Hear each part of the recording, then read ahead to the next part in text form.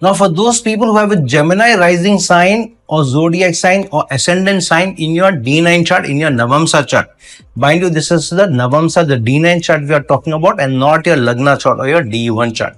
So, for those people who have a Gemini rising sign in your D9 chart, Navamsa chart, Saturn will be going into your 10th house in the Pisces sign. Now, because the D9 chart is more about connections, partnerships, relationships, and it is also a chart of higher probabilities. Mind you, I've said this in many of my videos. The D1 chart is a chart of possibilities. However, the D9 chart is a chart of probabilities. The higher probable event may come by for you rather than being possible. So Saturn going into the Pisces sign, it will have a lot of bearing based on where Saturn is in your D9 chart and what dignity it is in. Because here we are talking about Saturn going in the 10th house in your Pisces sign in transit. So based on where Saturn is and what dignity it is in your D9 chart, the results will come by accordingly. So if Saturn is, say for example, in exaltation sign, it's a pseudo exaltation in the Navamsa. But if it's in the sign of relationships in the 5th house, obviously the better results will come. If Saturn is in Aries, then there will be more challenging results. You'll have to work harder. So keep that in mind. Where Saturn is placed in your D9 chart is very important. Number one. Number two, Saturn's rulership of the houses, the 8th and the 9th house, will also have a strong bearing on what kind of results you get from your relationship. For example, Saturn ruling the 8th house and now going into the 10th house, which means it's suddenly, through a sudden transformation, sudden change, sudden opportunity, career will take off.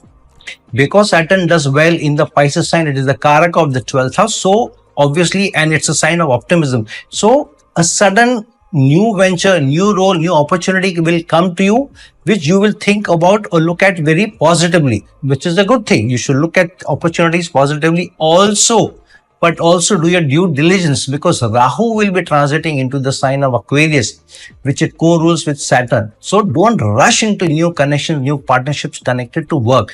Do your due diligence, because if you don't do, because the D9 chart is the chart of probabilities, then the higher probability or the probability of an event happening or going south, if you don't take due diligence or proper care, will be higher. However, if you are more careful and you take your decisions carefully, then this can be an excellent time to make any changes to your career based on your connections, based on your partnership, based on people you know.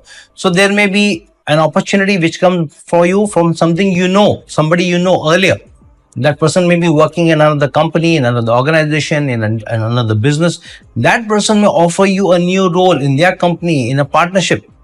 For some people, you may also meet somebody new connected to work, and through that a new relation may also happen even with the opposite gender. However, because Ketu's and Jupiter's aspect is also on the Sagittarius sign on the 7th house, which is also the house of connections, partnerships in the Navamsa, so Jupiter will expand new relations, good relations, while Ketu will transform or change, which means a relationship may break for another relationship to happen. So if you are already in a committed relationship, new attractions may happen for you, so be careful, especially with Rahu being in the Aquarius sign.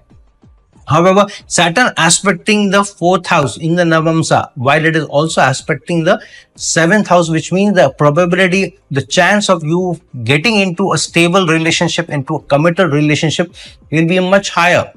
And the better you do at work, the better your relationship will also be. So try and focus more on stable work connections this year or over the next 2.5 years, so that then the domestic life, your relationship will also be stable and committed, and there will not be any ups and downs. If your work area is getting affected, then obviously your domestic life and your relationships will also get affected. Now remember, as I said, Saturn's dignity in the D9 chart is important. However, you need to connect Saturn's placement in the D1 chart with Saturn's placement in the D9 chart, and they should not be without consequence, without connection. So do see how Saturn is placed in the D1 chart. I've already done many videos how you need to connect placements into the Lagna chart, D1 chart with the Navamsa. So place that accordingly, because that will have a stronger bearing and overall bearing on what Saturn's results will come by for you in your Navamsa, in your D9 chart.